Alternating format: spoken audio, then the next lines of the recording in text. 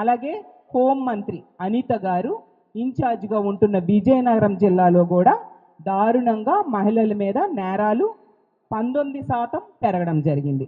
అది కలెక్టర్ కాన్ఫరెన్స్లో మీరిచ్చిన డేటాయే. అంటే ఎంత దారుణంగా శాంతి భద్రతలు ఈ రాష్ట్రంలో దిగజారిపోయాయి అనే విషయం ఈ రాష్ట్ర ప్రజలు అర్థం చేసుకోవాల్సిందిగా కోరుతున్నాను.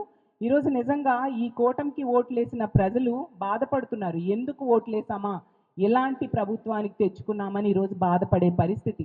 మహిళలకి ఇంట్లో రక్షణ లేదు, బయట రక్షణ లేదు, పని ప్రదేశంలో కూడా రక్షణ లేని పరిస్థితులు మనకు అడుగడుగునా కనిపిస్తూ ఉన్నాయి.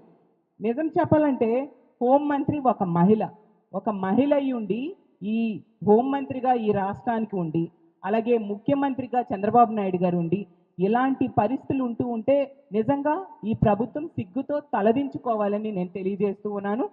నిజం చెప్పాలంటే అమిత్ షా గారి లేఖ చంద్రబాబు నాయుడు గారికి రాశారు.